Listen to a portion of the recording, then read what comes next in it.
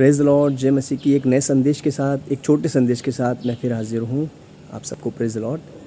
परमेश्वर के वचन में लिखा है यहेजकेल की पुस्तक में कि तुम्हारे अंदर से पत्थर का हृदय निकालूंगा और मांस का हृदय दूंगा, ऐसा परमेश्वर कहते हैं।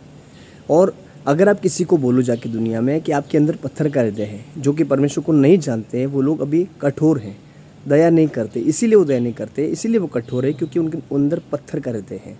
लेकिन परमेश्वर कहता है मैं तुमको मांस का दिल दूंगा, नम्रता, अर्थात नम्रता दिखाता है वो। तो अगर आप किसी व्यक्ति को बोलेंगे तो वो आपका ठट्टा करेगा या आपको मजाक में उड़ाएगा या आपको मूर्ख कहेगा कि ऐसी बातें कैसे हो सकती है। हमारे अंदर तो पहले से ही हृदय जो है वो मांस का है। हालेलुया। तो क्यों ये ऐसा होता है? देखिए, कुरिन्थियों की पुस्तक में पौलुस इसलिए लिखता है कि जो परमेश्वर के लोग हैं, जो आत्मा को पहचानते, जो आत्मा के अनुसार चलते हैं, आत्मिक लोगों के लिए बातें सही है, लेकिन जो शरीर के अनुसार चलते हैं उनकी दृष्टि में ये सारी बातें मूर्खता की हैं। अगर आप किसी व्यक्ति से आत्मिक बातें कहोगे, वो आपको मूर्ख बोलेगा, वो आपको पागल कहेगा। तो इसी रीति से पहले हमारे अंदर था तो हृदय मांस का ही, लेकिन आत्मिक रीति से कठोर हृदय था। हम आत्मा के स्वभाव में मरे हुए थे, इसीलिए आत्मिक रीति से हम कठोर थे। आज व्यक्ति दया नहीं करता है तो आत्मिक रीति से कठोर है, उसका स्वभाव नहीं है, उसकी आत्मा मरी हुई है, इसीलिए वो कठोर होता है, इसीलिए वो निर्दयी होता है आज व्यक्ति, इसीलिए वो दया नहीं कर पाते हैं। लेकिन परमेश्वर का आत्मा, जब जीवित आत्मा एक व्यक्ति के अंदर आता है तो उसका हृदय नम्र हो जाता है, वो असली आत्मा में जीवित हो जाता है, इसीलिए उसका हृदय नम्र हो जाता है। और मांस का हृदय कहने का अर्थ यही है परमेश्वर का कि आपको जब आत्मा दिया जाएगा तो आपका जो कठोरपन है, आपका स्वभाव जो कठोर है, वो आपको टूट जाएगा और आपको एक नया स्वभाव, एक नम्रता। हालेलुया।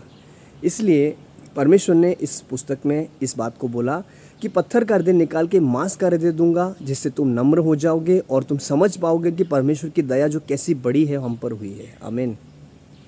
परमेश्वर आप सबको आशीष दे। इस वचन से छोटा संदेश है, लेकिन दुनिया के लोगों के लिए शायद ये समझ से बाहर है, पर आप समझाएं। आपके मित्र हैं, आपके दोस्त हैं, आपके कोई रिश्तेदार हैं, नहीं समझते, आप उनको वचन से समझाएं। हालेलुया।